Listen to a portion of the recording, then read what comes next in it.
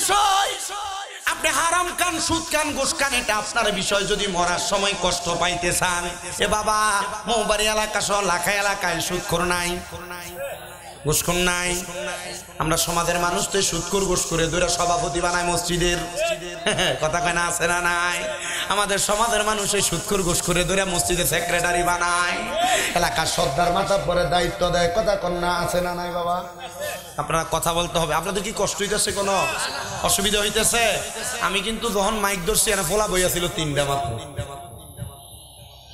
এই মুসলমান ইমানদারেরা, একটা জীবিত বকরির শরীর থেকে চামড়াটা টাইনা টাইনা চিরা ফেললে যত কষ্ট হয়, বাদে লোকগুলা, বেআমল লোকগুলা, গায়রে ইমান লোকগুলার এমন কষ্ট হয়। এবার রহমতের নবীজি বলতেছে শুধু কষ্ট না, যখন একটা মানুষের শরীর থেকে রুহুটা নিয়ে যাওয়া হয়, শরীর থেকে রুহুটা নেওয়ার পর ওই আজরাইল ফেরেশতা যখন রুহুটা নিয়ে তাড়াতাড়ি যায়, এবার রুহু আজরাইলের সঙ্গে কথা বলে, আজরাইল তুমি আমার রুহুটা কেন এত তাড়াতাড়ি নিয়ে যাও?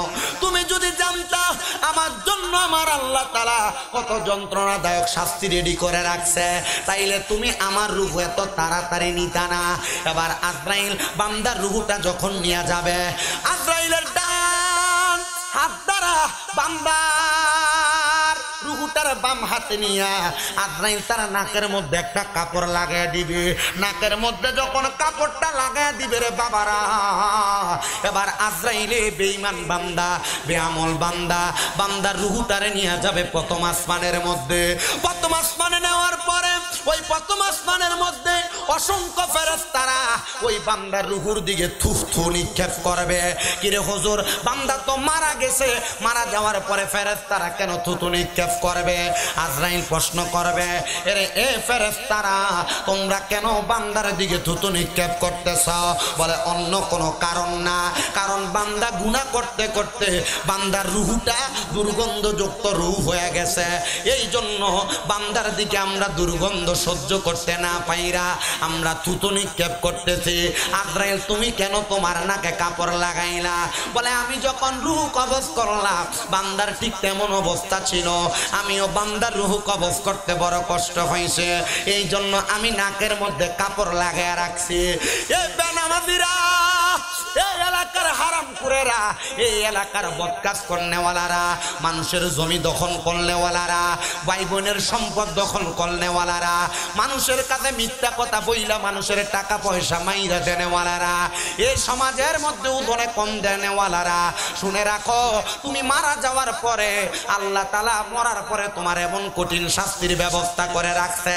শুধু তাই নয় রে, তাই নয়, তাই নয়, নবী গো আপনার কাছে জানতে চাই আর কেমন শাস্তি রেডি করা আছে। বলে শুই না লও রে জগতের মানুষের দলেরা, যখন বান্দা ইন্তেকাল করে, ইন্তেকাল করার পর ওই বান্দারে যখন সামনের দিকে নিয়ে যাওয়া হয়, বান্দারে সামনের দিকে নিতে নিতে ওই ফেরেশতারা দেখে সামনের দরজা বন্ধ, ডাইনের দরজা বন্ধ, বামের দরজা বন্ধ, একটাই মাত্র দরজা খোলা, সেই দরজাটার নাম হলো জাহান্নাম, সেই দরজাটার নাম হলো জাহান্নাম। আইরে আমার মুসলমান, ওই জাহান্নামের দিকে যখন বান্দারে নিয়ে যাওয়া হয়, ওই জাহান্নামের দিকে বান্দারে নিয়ে যাওয়ার সময় বান্দার রুহুটা যখন সেই জায়গার মধ্যে রাইখা দিতে চাইবে, কিন্তু বান্দার রুহুটা ওই জায়গা গ্রহণ করবে না।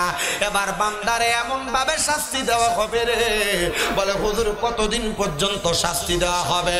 আল্লাহর নবী বলে একটা জাহান্নামী ব্যক্তিরে সর্বনিম্ন 3000 বছর জাহান্নামে শাস্তি দেওয়া হবে। আইরে 3000 বছর, দুনিয়ার 3000 বছর না, দুনিয়ার একদিন, দুনিয়ার 5000 দিন, দুনিয়ার 500 বছর আর ওই জাহান্নামের একদিনের সমান।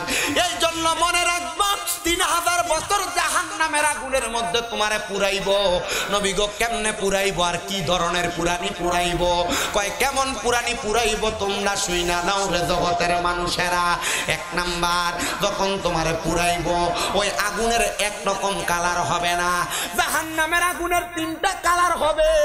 বেশি উপরের কোনো ক্লাস থাকবে না, মাদ্রাসার ক্লাস 9, 10 হাদিসের কিতাব পড়লে পাওয়া যাবে। আল্লাহর নবী বলে জাহান্নামের 1 নাম্বার আগুনের রং হইল লাল, 2 নাম্বার আগুনের রং হলো সাদা, 3 নাম্বার আগুনের রং হলো কালা। 1000 বছর বান্দারে লাল রঙের আগুনের মধ্যে জ্বালাইতে জ্বালাইতে বান্দার শরীরটারে আঙ্গার বানায় ফেলবে। হুজুর 5-10 মিনিট জ্বললেই তো বান্দার শরীরটা শেষ হয়ে যাবে। বলে না রে না, বান্দার শরীর যখন লয় হয়ে যাবে আবার আমার আল্লাহ তাআলা ফায়াকুন বইলা শরীরটা বানায় শাস্তি দেওয়া শুরু করবে। এই দিনের পর দিন তোমার জ্বালাইবো, দিনের পর দিন তোমারে পুরাইবো। এবার জাহান্নামের আগুনের মধ্যে যখন এমন কষ্ট, 1000 বছর লাল আগুনে জ্বালায়া এবার 1000 বছর তোমারে সাদা রঙের আগুনে জ্বালাইবো। ওই সাদা রঙের আগুনে তোমার 1000 বছর জ্বালায়া এবার কালা রঙের আগুনে আরো 1000 বছর জ্বালাইবো। 3000 বছর জ্বলার পরে ওই বান্দারে মাকানে তাকাসুর নামক জায়গার মধ্যে দাঁড় করাইবো। বান্দা যদি তোমারে কেউ মাত্র 3 মিনিট বেদ দিয়া বাইরায়, তোমার যদি দুনিয়াতে কোনো অন্যায় থাকে 3 মিনিটের বাড়িতে তুমি তোমার অন্যায়ের কথা স্বীকার করো, কথা কন্যা ঠিক কিনা? তুমি তোমার 3 মিনিটের মাইরের কারণে তুমি তোমার অন্যায়ের কথা স্বীকার করো। কিন্তু বান্দা 3000 বছর পর্যন্ত যখন আগুনের মধ্যে জ্বলবে, 3000 বছর পরে বান্দাকে প্রশ্ন করা হবে, বান্দা বলো এবার কি বলবা? তার মানে বোঝা যায় যারা ঈমান নাই, যারা বেনামাজি, যারা হারাম খায়, যারা পরের হক খায়, যারা দুনিয়াতে অপকর্ম করে বেড়ায়, এই মানুষগুলারে কবরে গেলে আমরা তো কথার কথা বলে ফেলি। 3টা প্রশ্ন করব, জিনা আপনি অপকর্ম করবেন, প্রশ্ন করলেই কি আর না করলে কি? অপকর্ম করনেওয়ালা ব্যক্তির কবরে কোনো সওয়ালের জবাবও নাই, ডাইরেক্ট কবরে যাবে আর ডাইরেক্ট জ্বলা শুরু হয়ে যাবে। বলে হুজুর কেমনে গো, কেমনে জ্বলবো? আরে বান্দা 3000 বছর জ্বালায়া বান্দা তোমার এমন কঠিন শাস্তি দেওয়ার পরে তখন তোমার মাকানে তাকাসুর নামক জায়গায় দাঁড় করে বলবে, বান্দা এবার কি বলবা বলতে পারো? বান্দার জবান দ্বারা 3বার শব্দ ব্যবহার করবে, মোয়ে মোয়ে মোয়ে। বান্দা 3বার বলবে পানি পানি পানি। 3বার চিৎকার দিয়া পানির জন্য যখন বান্দা ডাকবে, বান্দারে কি পানি দেওয়া হবে? আমার নবী ডাক দিয়া কয়ে, হ্যাঁ রে সাহাবায়ে কেরাম, বান্দারে পানি দেওয়া হবে। ও মায়ার নবী গো, বান্দারে কেমন পানি দেওয়া হবে? বলে দুনিয়ার পানির মতো পানি দেওয়া হবে না। এ মুসলমান, দুনিয়ার একটা পানির মধ্যে একটা পোকা পড়লে তুমি পানিটা নিয়ে খাও না। দুনিয়ার কোনো পানির মধ্যে একটু ময়লা থাকলে পানিটা খাও না। সামান্য আয়রন দেখলো পানিটা মানুষ খাইতে চায় না। খান? নবীজি যখন এই কথা বলেন, নবীজি মসজিদে নববীর মধ্যে বসা 70 মতান্তরে 72 জন সাহাবায়ে কেরাম আমার নবীর সামনে বসা। আমার নবী ডাক দিয়া কয়, হ্যাঁ বান্দারে পানি দেওয়া হবে, তবে বান্দারে দুনিয়ার কোনো পানির মতো পানি দেওয়া হবে না। বান্দারে যখন পানি দেওয়া হবে, অন্যান্য জাহান্নামীদেরকে জাহান্নামের আগুনে জ্বালানোর পরে তাদের শরীরের চামড়া রক্তগুলা যে নিচে পড়ছে গইলা গইলা, ওই রক্ত এবং পুঁজগুলা একটা গরম লোহার পাত্রের মধ্যে নেওয়া হবে। আগুনের কয়লা যেমন উত্তপ্ত থাকে গো, এমন গরম উত্তপ্ত একটা পাত্রের মধ্যে নিয়া তখন রক্ত আর পুঁজ দিবে। হাদিস শরীফে এই রক্ত আর পুঁজরে কইছে তিনাতুল খাবাল। এই তিনাতুল খাবাল দিবে বান্দাকে পান করার জন্য। বান্দা এই রক্ত এবং পুঁজগুলা নিয়া বান্দা যখন পান করতে যাবে, ওই বান্দার জিহ্বাটা সহ পেটের নাড়ি গুড়িগুলা পায়খানা রাস্তা দিয়ে বের হয়ে যাবে। আমার নবীজির হাদিস বর্ণনাকারী সাহাবী আনাস ইবনে মালিক বলে, আমি তাকায়া দেখলাম আমার নবীজির 40 জন সাহাবী বেহুশ হয়ে মাটির মধ্যে পড়ে গেছে এই কথা শুনে, আর বাকি 30 জন গড়াগড়ি করে কান্নাকাটি করতেছে। আমি জিজ্ঞাসা করলাম, ইয়া রাসূলুল্লাহ, নবী গো, এত কষ্ট এত পরিশ্রম করা হবে, কিন্তু আপনি নবী বলেন না একটা মানুষ যখন দুনিয়ার জমিন থেকে ভালো কাজ করে করে ইন্তেকাল করবে তার অবস্থা কেমন হবে? আমার নবী বলতেছে আল্লাহর কোরআনুল কারীম থেকে, ইন্নাল্লাযীনা আমানু ওয়া আমিলুস সালিহাতি উলাইকা হুম খায়রুল বারিয়া। জবান খুলে উচ্চ কণ্ঠে জোরে জোরে পড়েন আল্লাহু আকবার। আপনাদের কষ্ট হয় আল্লাহু আকবার বলতে? মুসলমান আলো নাই দেখা মানুষ মনে করতেছে আপনার এখানে মানুষ নাই। যাদের জবান আছে তাদের কাছে আমার দাবি আছে, যাদের জবান নাই তাদের কাছে আমার কোনো দাবি নাই। জবান যদি থাকে ডান হাত তুলে জোরে ডাক দেন আল্লাহু আকবার। দুই হাত তুলে পড়েন ইয়া রাসূলুল্লাহ, উচ্চ কণ্ঠে পড়েন ইয়া ওলি আল্লাহ। সাহাবায়ে কেরাম কান্দে আর ডাক দিয়া কয় নবী, ও মায়ার নবী গো, আপনার কাছে জানতে চাই আপনি বলেন না। বলে বান্দা তো দুনিয়ার জমিনের মধ্যে যারা বদ কাজ করবে, বেঈমান থাকবে, তারা না কবরে যাওয়ার পর বড় কষ্ট পাবে। কিন্তু মায়ার নবী গো, যারা দুনিয়ার জমিনে ঈমান আনবে, যারা আমার আল্লাহরে ভালোবাসবে, নবীরে ভালোবাসবে, আল্লাহ নবীর মুহাব্বত অন্তরে রাখবে, নামাজ পড়বে, আল্লাহর ইবাদত করবে, ওই মানুষগুলার কবরের মধ্যে কেমন অবস্থা হবে? বলে কবর তো পরে আমার আল্লাহ বলেছেন উলাইকা হুম শাফাইরুল বারিয়া, এরা হইল দুনিয়ার সবচাইতে ভালো বান্দা, সবচাইতে উত্তম বান্দা। ও মায়ের নবী, আপনি বলেন না গো, বলেন না দুনিয়ার জমিনের মধ্যে ওই বান্দাটা ইন্তেকাল কেমনে করবে? বলে বান্দা ঈমান আনার কারণে, নেক আমল করার কারণে বান্দা যখন মরবে, বান্দা বড় ঈমান নিয়ে মরবে, বড় আরামে মরবে। একটা ঈমানদার বান্দা, নামাজি বান্দার রূহ যখন আজরাইল কবজ করতে আসবে, একবার আসবে না, দুইবার আসবে না, তিনবার আসবে না, চারবার আজরাইল আসবে ঈমানদারের রূহ কবজ করার জন্য। কিন্তু আজরাইল চারবার আইসেও ঈমানদারের রূহ কবজ করতে পারবে না। কারণ ঈমানদার ঈমানের দৌলতে ধনী হওয়ার কারণে ঈমানদারের রূহ আজরাইল বাহির করতে বড় কষ্ট হয়ে যাবে। বলে হুজুর, আপনাদের কষ্ট হইতাছে কোন? বলে হুজুর কেমন করে, কেমনে গো, কেমনে আমার আল্লাহ তাআলা ঈমানদার বান্দার রূহটা বাহির করব? বলে আজরাইলে সর্বপ্রথম ঈমানদার বান্দার বুকের মধ্যে হাত দিবে, বুকটার মধ্যে হাতটা দিয়া ঈমানদার বান্দার রূহটা যখন বাহির করব, বান্দার রূহটা বাহির করতে হাতটা দেওয়ার সাথে সাথে ওই বুকের মধ্যে দিয়া দুইজন ফেরেশতা দাঁড়ায়া বলবে, রে আজরাইল, হে আজরাইল, শোনো রে আজরাইল, এই বুক দিয়া রূহ বাহির করা যাবে না। বলে কেন, কেন রূহ বাহির করা যাবে না? বলে আমরা দুইজন ফেরেশতা বান্দার আল্লাহ এবং রাসূলের মুহাব্বতের পক্ষ থেকে বান্দার রূহ কবজে বাধা হইয়া দাঁড়াইলাম, তখন আজরাইলে বান্দার রূহ ঈমানদারের বুক দিয়া কবজ করবে না।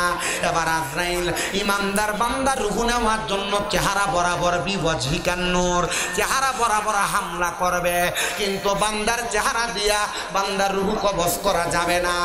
এ মুসলমান, এ দুনিয়ার ঈমানদারের দল, ওই বান্দার রূহ যখন কবজ করতে পারবে না, বান্দার এই কপালের মধ্য থেকে আবার দুইটা ফেরেশতা ডাক দিয়া বলবে, এ আজরাইল, বান্দা 5 ওয়াক্ত নামাজ আদায় করেছে, বান্দা সাজদা দিয়েছে, বান্দার কপালের মধ্য দিয়া রূহ বাহির করা যাবে না।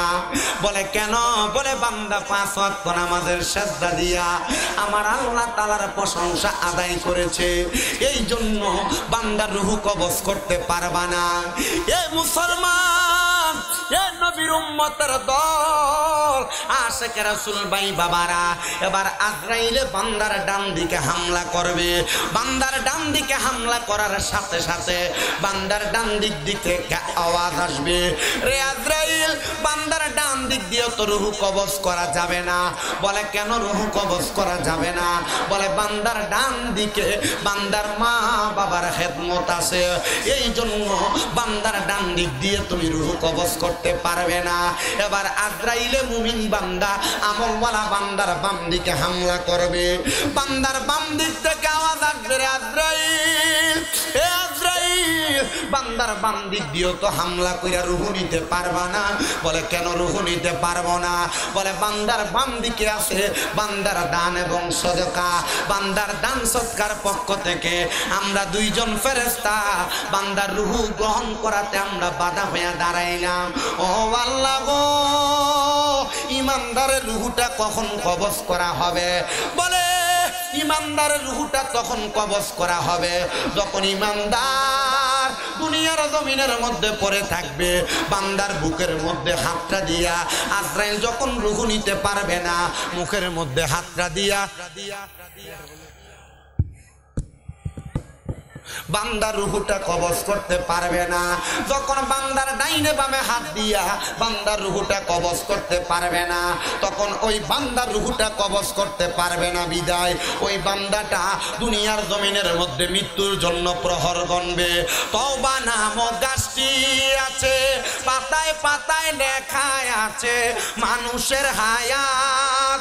ওই গাছের পাতা ছিঁড়া যাওয়ার পরে বান্দার হায়াত যখন শেষ হয়ে যায়, এবার বান্দার সামনে আমার আল্লাহ তাআলার অসংখ্য ফেরেশতারা দাঁড়ায়া যাবে। মুমিন বান্দাটার সামনে যখন অসংখ্য ফেরেশতারা হাজির হয়ে যাবে, এবার মুমিন বান্দার রূহটা এমনে এমনে কবজ করবে না। বান্দার সামনে আজরাইল ফেরেশতা দাঁড়াবে। আজরাইল ফেরেশতা দাঁড়াইয়া মুমিন বান্দার রূহ নেওয়ার জন্য অপেক্ষা করবে। আমার আল্লাহ বলবে, রে ফেরেশতা আজরাইল আলাইহিস সালাতু ওয়াস সালাম, শোনো রে, আমার মুমিন বান্দা যেন মৌতের কষ্ট টের না পায়। কারণ বান্দা দুনিয়াতে বড় কষ্ট করে আমি আল্লাহরে রুকু দিছে, সেজদা দিছে। বান্দা সেজদা দিছে, বান্দার হাঁটুগুলাতে কপালগুলাতে ব্যথা পাইছে। বান্দারে মরার সময় কষ্ট দিস না রে, বান্দা যেন মরার সময় কষ্ট না পায়। বান্দা এই জন্যই তো এমন অবস্থা হয়েছে। বান্দা দুনিয়াতে আমল আখলাকের মাধ্যমে জীবন সাজাইছে। এই আজরাইল, এই আজরাইল তুমি শুইনা রাখো, এই বান্দারে আর কোনো কষ্ট দিবা না। বলে কেন কষ্ট দিব না বলেন না? এ বান্দা শুইনা রাখো, যাই না রাখো, যাই না রাখো। বান্দারে তোমার রূহটা যখন কবজ করতে আসবে আজরাইল, তোমার টের পাইবা না। আরে ইনজেকশন দেওয়ার সময় পিঁপড়ার কামড়ের মতো তো টের পায়, কিন্তু ইমানদার বান্দা টের পাবে না। হাদিসের বর্ণনাকারী বলতেছে, শোনো রে, একটা ছোট বাচ্চা দুধের জন্য যখন কান্নাকাটি করে, তার মা তার মাথার মধ্যে হাত বুলিয়ে দিলে ছোট্ট বাচ্চাটা যেমন ভাবে ঘুমায়া যায় আরামসে, ইমানদার বান্দা মুখ দিয়া কালিমা পড়বে, লা ইলাহা ইল্লাল্লাহু মুহাম্মাদুর রাসূলুল্লাহ সাল্লাল্লাহু আলাইহি ওয়াসাল্লাম। বান্দা যখন কালিমা পড়বে, বান্দার মুখের বাতাসের সাথে বান্দার রূহটা হরণ করে নিয়ে যাবে। হায়রে মুসলমান, বান্দার রূহটা যখন হরণ করে নিয়ে যাবে, তখন বান্দা কোনো টের পাবে না। কিন্তু বেঈমান বান্দার এত কষ্ট হয়েছিল, ওই যে জীবিত ছাগলের মতো টাইনা চিরা ফেললে যে কষ্ট, সেই কষ্ট। কিন্তু ইমানদার বান্দা তো সেই কষ্ট পায় নাই। ওই বান্দার রূহ যখন নেওয়া হয়েছে, বেঈমান বান্দা বলছে তো তাড়াতাড়ি কই নে। আর ইমানদার বলবে, রে আজরাইল, এত আস্তে কেন নাও? তুমি যদি জানতা আমার আল্লাহ তাআলা আমার জন্য কত বড় নিয়ামত রেডি করে রাখছে, তাইলে তুমি আমারে এত আস্তে আস্তে নিতা না, আমারে আরো তাড়াতাড়ি আল্লাহর নিয়ামতের কাছে নিতা।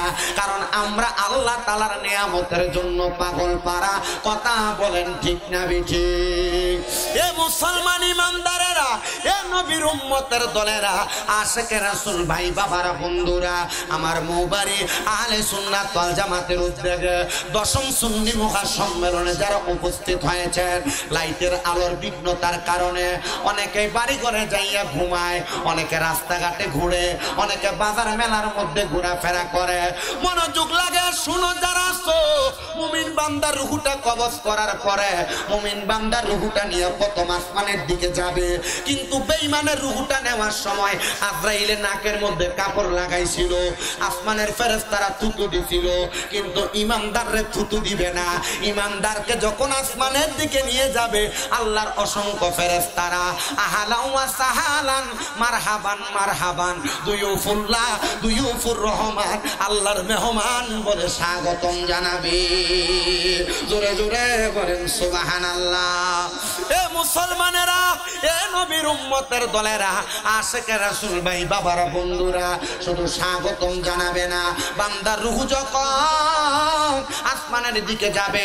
এবার আমার আল্লাহকে আজরাইল ডাক দিয়ে বলবে, গো আল্লাহ, বান্দার রূহটা কি করব? বান্দার রূহ ডাইনে রাখবো না বামে রাখবো? বলে জান্নাতের মধ্যে যাও। কেন গো আজরাইল, তোমার হাতে তো বান্দার রূহ থাকে না। ও বাবা, লাখাইয়ের বাড়িতে এমন অনেক জাতের মাছ আছে, যেই মাছ হাত দিয়ে ধরা যায় না, পিছতে ফুরা জায়গা, যেটা এখন আমরা বাইন মাছ, আমরা কুমিল্লার ভাষা তো এটা বাইন মাছই বলে। আর ইমানদারের রূহটা আজরাইল হাতে ধরে রাখতে পারবে না, আজরাইলের হাত থেকে চুইটা চুইটা যাবে। এবার বান্দার রূহটা নেওয়ার জন্য আজরাইল ফেরেশতা জান্নাতের মধ্য থেকে স্বর্ণ এবং রূপার দুইটা পেয়ালা নিয়ে দুইটা পেয়ালার পাত্রের মধ্যে রাখার চেষ্টা করবে। ইমানদার বান্দার রূহটা কোনো জায়গার মধ্যে থাকবে না। হায় রে, ইমানদারের রূহটা যখন কোনো জায়গার মধ্যে থাকবে না, এবার ইমানদার বান্দাটা রূহটার নিয়ে আজরাইল আল্লাহরে ডাক দিয়া বলবে, আল্লাহ, বান্দার রূহ তো কোনো জায়গায় থাকে না। আল্লাহ আজরাইলকে শুনে দিবে কোরআনুল কারীমের আয়াতটা, ওয়ালা তাকুলু লিমান ইউকতালু ফি সাবিলিল্লাহি আমওয়াত বাল আহইয়াউ ওয়ালাকিন লা তাশউরুন।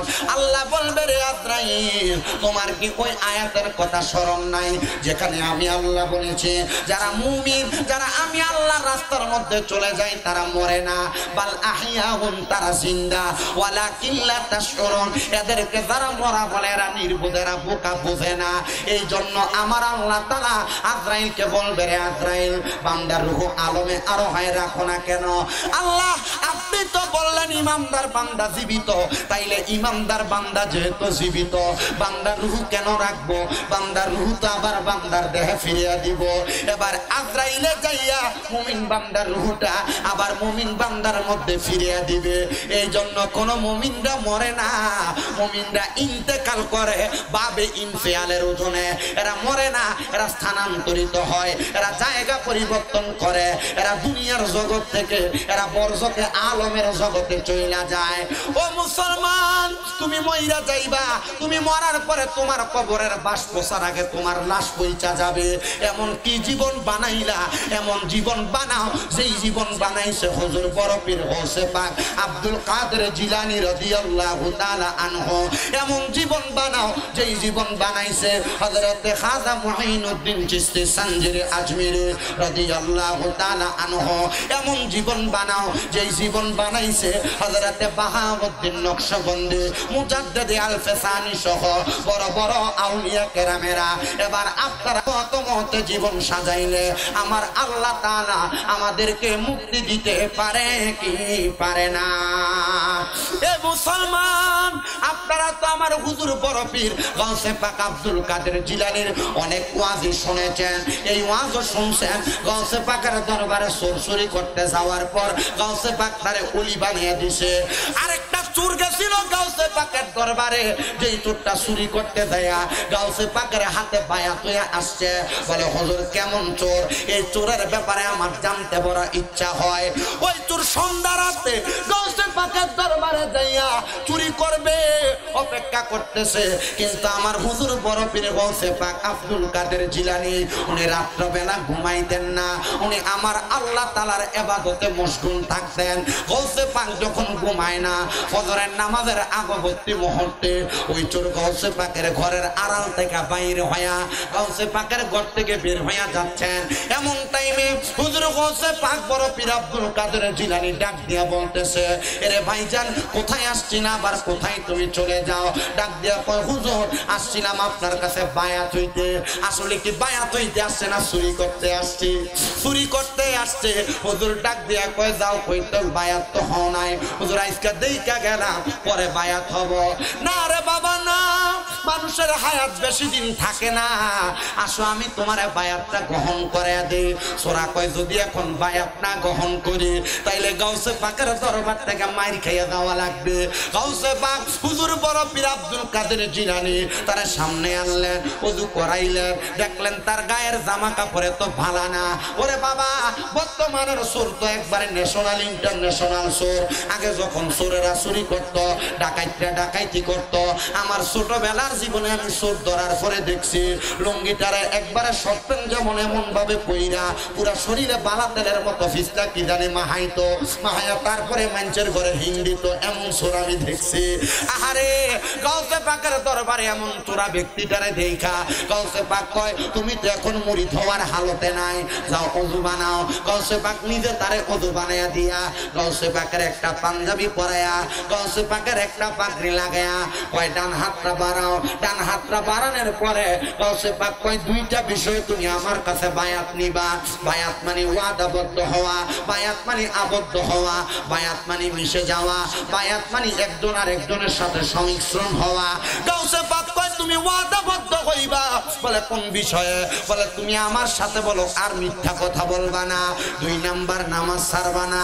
ওয়াদা করাইলো কয়টা?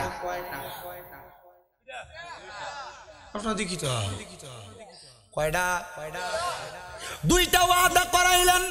1 নাম্বার তুমি কখনো মিথ্যা কথা বলবা না, 2 নাম্বার কখনো নামাজ ছাড়বা না। এবার চোরা ব্যক্তিটা কয় হুজুর ঠিক আছে, আর কখনো আমি মিথ্যা বলবো না, আর কখনো নামাজ ছাড়বো না। তো চোরের স্বভাব তো চুরি করাই থাকে। গাউসে পাকের দরবার থেকে বের হইয়া চিন্তা করে রে ফজরের ওয়াক্ত এখনো বাকি, আজকে রাত্রে চুরি করতে পারলাম না, আসলাম চুরি করতে হইয়া গেলাম বায়াত। এবার সামনে যাইতে যাইতে ওই বাগদাদ এলাকার বড় বাদশার বাড়ি দেখা মনের মধ্যে আবার আরেক চিন্তার উদয়। আরে ওই বাড়িতে পারি নাই, কি হয়েছে?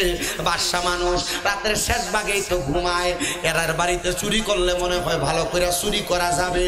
এই কথা চিন্তা কইরা সামনের দিকে অগ্রসর হয়।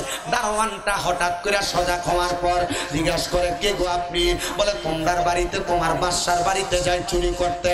দারোয়ান কয় এত লম্বা, ওই যে গাউসে পাক পাঞ্জাবি পরাই দিছিল, পাগড়ি লাগাই দিছিল, এত লম্বা পাঞ্জাবিওয়ালা আর পাগড়িওয়ালা উনি নাকি চুরি করতে যায়। তার মানে উনি বুঝতে পারলেন ওই দারোয়ান মানুষটা, উনি বলতেছেন না হয়তো বা আমার বাদশার কোনো শুভাকাঙ্ক্ষী অথবা বন্ধু হবে, উনি মনে হয় আমার সাথে মজা করতেছে।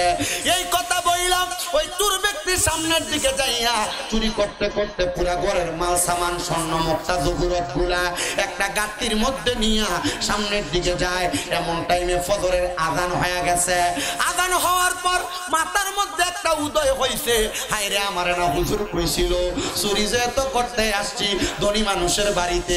দেখবেন যখন টাকা পয়সা হইয়া যায় এই মানুষগুলা ধনী হওয়ার কারণে ধনী মানুষরা ঘুমায় দিনের 11টা 12টা 1টা 2টা পর্যন্ত ঘুমায়, ফজরের আগে অথবা ফজরের পরে, ঘুমতে করতে জোহরের সময়। এ চিন্তা করছে ধনী মানুষ বাদশা মানুষ ঘুম থেকে দেরিতে উঠবে, নামাজটা ফিরা লই। চোর মানুষ স্বভাব বালা, এবার নামাজে দাঁড়াইছে লগে পুট্টিটা রাইখা। হায় রে আমার মুসলমান, নামাজে যখন দাঁড়াইছে এমন টাইমে বাদশা তার সজাগ হইয়া এবার নামাজের জন্য প্রস্তুতি নিবে। ওইটা দেখতেছে ঘরের আশেপাশে যত সিন্ধুক গুলা ছিল প্রত্যেকটা সিন্ধুকের মুখ গুলা খোলা। বাদশা কয় হায় রে এমন সর্বনাশ হইল, আমার বাড়ির যত মাল সামান ছিল আমার মাল সামান গুলা মনে হয় চুরি হয়ে গেছে। এবার পুরা বাড়ি খুঁজা বাদশার ইবাদত খানাতে ঢুইকা দেখতেছে ওমা গো ছোট্ট চুরি করে যাওয়ার সময় মনে হয় এ আল্লাহর বান্দা আল্লাহর ওলিটা আমারে চোরের কাছ থেকে মালগুলা বাঁচাইছে। এই কথা চিন্তা কইরা আসলে বাদশা দাঁড়ায়া দাঁড়ায়া চিন্তা করে এই ব্যক্তি মনে হয় আমার মালগুলা বাঁচাইছে। এবার উনি নামাজ শেষ করে বাদশার দিকে তাকায় আর মনে মনে চিন্তা করে এক বাড়িতে গেলাম চুরি করতে পারছি কোন রকম, কিন্তু এখন বাঁচবো কেমন কইরা? বাদশা ডাক দিয়া কয় কে গো আপনি? আমার পুরা বাড়ি চুরি হয়ে গেছে, বস্তার মধ্যে দেখলাম সব মালামাল, আপনি যে এখানে পয়সা রইলেন আপনি মনে হয় আমার মালামাল গুলা রক্ষা করছেন চোরের হাত থেকে।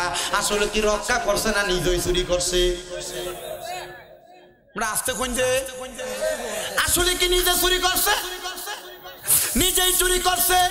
নিজেই চুরি করার পরে এবার বাদশা কয় হুজুর আপনাকে অসংখ্য ধন্যবাদ, হুজুর এই চোরের কাছ থেকে আপনি আমার মালগুলারে বাঁচাইছেন।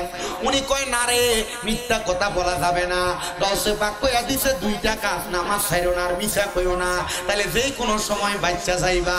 আমি মিছা কথা কই নাই রে, আমি বললাম না আমি নিজেই চোর। এবার বাদশা কয় দেখ শুনি রে এমন আল্লাহ বলা আমার ঘরে আইছে, একটা চোরের বাঁচানোর লাগা চুরির দায় নিজের কান্দে নিতেছে। হুজুর আমি বুঝছি এতদিন পর্যন্ত বায়াত নেওয়ার জন্য একটা পীর আমি তালাশ করছিলাম, তবে আপনার মতো পীর আমি আমার জীবনে দেখি নাই। আসলে কি এটা পীর না সোরা বেড়া? এটাই তো সোরা বেড়া, কারণ গাউসে পাকের নজর লাগা গেছে, এটা আর সুর থাকতে পারে না। বড় পীরের নজর লাগার কারণে একটা সুরেরও আমার আল্লাহ তাআলা কুদরতি নজরে অলি বানায়া দেয়। জবান খুলে জোরে জোরে বলেন না সুবহানাল্লাহ। অলিদের অলি যিনি গাউসুল আজম জিলানী, অলিদের অলি যিনি গাউসুল আজম জিলানী, বাগদাদে জন্ম কুতুবে রাব্বানী। বলেন বাগদাদে জন্ম কুতুবে নি, বলেন অলিদের অলি যিনি গাউসুল আজম জিলানী, অলিদের অলি যিনি গাউসুল আজম জিলানী, বাগদাদে জন্ম কুতুবে রাব্বানী। বলেন বাগদাদে জন্ম কুতুবে। তোমার কাঁধে নবীজির কদম, সব অলিদের কাঁধে তুমি গাউসের কদম। দয়ার নজর করো আমায় ও গো গাউসে সামদানি, দয়ার নজর করো আমায় ও গো গাউসে সামদানি, বাগদাদে জন্ম কুতুবে রাব্বানী। বলেন বাগদাদে জন্ম কুতুবে রাব্বানী। হায়রে বংশ তোমার হাসান হুসাইনি, তুমি হইলা মা ফাতেমার নয়নের মনি। বংশ তোমার হাসান হুসাইনি, হায়রে তুমি হইলা মা ফাতেমার নয়নের মনি। মুর্দা কলব জিন্দা করো ও গো গাউসে সামদানি, মুর্দা কলব জিন্দা করো রানী, বাগদাদে জন্ম কুতুবে রাব্বানী। হায়রে বাগদাদে জন্ম কুতুবে রাব্বানী, হায়রে বাগদাদে জন্ম কুতুবে রাব্বানী। ও মুসলমান, ও নবীর উম্মতের দলেরা, এবার বাদশা ডাক দিয়া কয় হুজুর এতদিন পর্যন্ত আমি পীরের তালাশ করলাম কিন্তু পাইলাম না। আজকে আপনি এমন একজন লোক আমার সামনে আসলেন, একটা চুরির দায় থেকে বাঁচানোর জন্য আপনি চুরির দায়টা আপনার কান্দে নিছেন। হুজুর গো, আজকে আপনি আমার মুরিদ করায় দিয়া যাবে। হুজুর আপনি যদি বলেন এই মুরিদ করানোর বিনিময়ে আপনি আমার যত মাল সামান আছে সব মাল সামান নিয়ে যাবেন, প্রয়োজনে আমার বাসায় আপনারা দিয়া দিব, তবু আমি আপনার কাছে মুরিদ হইতে চাই। আরে ফেসে পড়ে গেলাম গা, বড় ফেসে বললাম না। এখন এর তো নিয়ম জানা আছে মুরিদ কেমনে করায়। উজু কইরাও, উজু কইরা ডান হাত বাড়াও, ডান হাত বাড়াইছো, আমার সাথে বলো জি হুজুর। বলো তুমি কোনোদিন নামাজ ছাড়বা না? ছাড়তাম না। বলো তুমি কোনোদিন মিছা কথা কইবা না? হুজুর কইতাম না। এবার ওয়াদাটা কইরা এ মুসলমানের দলেরা যখন ওয়াদা করছে, ওয়াদা করার পর বাদশা কই হুজুর যেই মালগুলা বস্তায় আপনি না থাকলে সরে নিয়ে যাইতো, হুজুর আমার এই মালগুলা আমি আপনারে হাদিয়া দিলাম। মাইকে সাউন্ড নাই? আছে সাউন্ড আছে, বেশি সাউন্ড। আমি মনে হচ্ছে আপনি আরো কইবেন যে এত সাউন্ড কি লেগে। না আমি লড়ি সরি যে লেগে জায়গা ঠিক আছে, সাউন্ড ঠিক আছে। শেষ আমার আর 5 মিনিট আছে। আমি কথা বইলা ভাঙ্গে খাই। আমার মুসলমান ইমানদারেরা গভীর মনোযোগ অন্তরের কানটা লাগে শুনবা। এবার ওই মালের গাড়িটা কাঁধের মধ্যে নিয়া এবার ওই চোরা মানুষটা বের হয়ে গেছেন। বের হওয়ার সাথে সাথে যখন ওই লোকটা বাইর হইছেন ফজরের নামাজের পরে যাইয়া আমার হুজুর গৌসে পাক আব্দুল কাদের জিলানীর দরবারে আবার গেছে। হুজুর ডাক দিয়া কয় কিরে পাগলা চুরি কেমন করলা? কয় হুজুর আপনি জানলেন কেমনে? বলে কি জানতাম না, তুমি আমার কাছে মুরিদ হইছ আর আমি গাউসে পাক খবর লইতাম না। আরে গাউসে পাকের আল বাহদাতুল আসরার এবং সিগরুল আসরার কিতাব পড়া দেখলাম আমার গাউসে পাক বলে আমার কাছে সহিভাবে মুরিদ হইয়া আমার তরিকা মোতাবেক যদি দিয়ে আমার কোন মুরিদ চলাফেরা করে, দেশের যেই প্রান্তে থাকুক না কেন, তার একটা লুঙ্গি যদি তার ফরজটা তরক হইয়া যায়, আমি গাউসে পাক নিজ হাতে তার ফরজটারে ঠিক করে তারে আমি সুন্দরভাবে রাখি। জবান খুলে জোরে জোরে বলেন সুবহানাল্লাহ। এজন্য গাউসে পাকের মুরিদদের বড় দাম, গাউসে পাকের মুরিদদের বড় সম্মান, গাউসে পাকের পথে কাদিরিয়া তরিকা মোতাবেক যারা চলাফেরা করে তাদের বড় সম্মান, তাদের বড় দাম, তাদের বড় ইজ্জত। আপনারা যারা এখনো তরিকা নেন নাই, বায়াতে রাসূল গ্রহণ করেন নাই, মুরিদ হন নাই, আমি আপনাদের কাছে আবদার করব, হক্কানি রব্বানি একজন মাশায়েখে আযম পীরের কাছে বায়াত গ্রহণ করবেন। বলে হুজুর পীর চিনব কেমনে গো কেমনে? আল্লাহর নবী পীর চিনার উপায় বলে দেয়, কয় ইজা রুউ যুকিরাল্লাহু আযজা ওয়া জাল্লা, পীরের দিকে তাকাইলে আল্লাহর কথা মনে হবে। বলে হুজুর আল্লাহরে তো কোনোদিন দেখি নাই, তো আল্লাহর কথা মনে হবে কেমনে? বলে কেমনে মনে হবে জানো? পীরের আখলাক, পীরের তাকওয়া, পীরের চরিত্র, যখন ঈমান এবং আখলাক তাকওয়া দেখবা, দেখবা এগুলা আল্লাহর ভয়ের মতো কিনা, মানে আল্লাহর ভয় করার মতো কিনা। যদি দেখো হ্যাঁ ভয় করার মতো, মনে করবা এটাই হক্কানি পীর, এটাই হক্কানি পীর। এ মুসলমান, হুজুর গাউসে পাক ডাক দিয়া কয় তো চুরি তো করলা ঠিক আছে, এই যে বাদশার বায়াত গ্রহণ করাইলা, মুরিদ রক্ষা করতে পারবানি?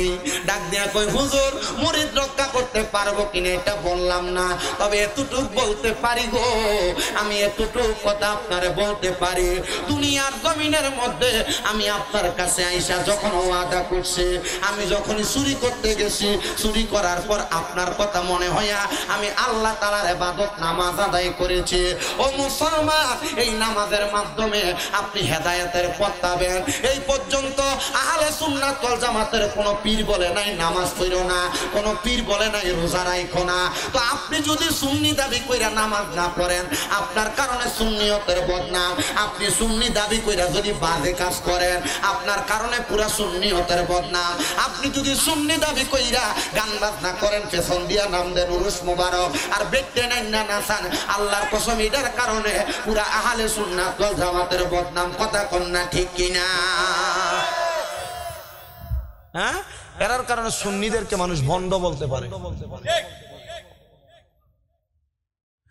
আমার মুসলমান ইমানদারেরা, আমি অল্প একটা সময় আর একটা ছোট্ট ওয়াকিয়া শোনায়া দেই, কষ্ট হবে আপনাদের? অল্প একটা সময়ে ছোট্ট ওয়াকিয়া শোনায়া দেই। মাহফিল কমিটির ভাইরা 9:30 বাজছে, আপনারা আপনাদের পরবর্তী আলেম নিয়ে আসেন। আমি ছোট্ট ওয়াকিয়াটা শোনায়া দেই।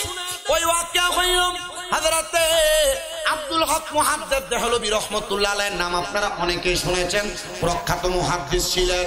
ওনার জামানার মধ্যে একজন আল্লাহর ওলির কাছে একটা নেশাখোর মানুষ গেছে বায়াত নিবার লাগা, হুজুর আমি নেশা করি, আমার বায়াত গ্রহণ করান। হুজুর চিন্তা করলেন নেশাখোর মানুষ যদি বায়াত না গ্রহণ করাই, আমার সাথে একটা লসর কোনো কাজ করে বসবে। হুজুর কয় বায়াত নিলে তো কিছু কাজ করা লাগবে, নেশা ছাড়া লাগবে। হুজুর সব করার, নেশা ছাড়তে পারতাম না। হুজুর আপনি আমার নেশা করার অনুমতিও দিবাই? কয় না রে বাবা, না তুমি যদি বায়াত গ্রহণ করো নামাজ পড়া লাগবে। হুজুর সবচাইতে কষ্টের বিষয় যে এটা আমি নামাজও পড়তে পারতাম না। হুজুর ডাক দিয়া কয় বায়াত মানি তো ওয়াদাবদ্ধ হওয়া, তো তুমি তো আমারে কোনো বিষয়ের ওয়াদাই দিতে পারো না, তাহলে তুমি কেমনে বায়াত গ্রহণ করবা? বলে রে বাবা, তাহলে একটা বিষয় বায়াত নাও, তুমি যদি আমার কাছে বায়াত গ্রহণ করো তাইলে তুমি একটা জিকির করবা, যে জিকির হলো আফদালুল যিকরি লা ইলাহা ইল্লাল্লাহ, সবচাইতে উত্তম জিকির লা ইলাহা ইল্লাল্লাহ। তুমি যদি সময় পাও লা ইলাহা ইল্লাল্লাহ জিকিরটা করতে পারবানি? হুজুর এটা ফারাম,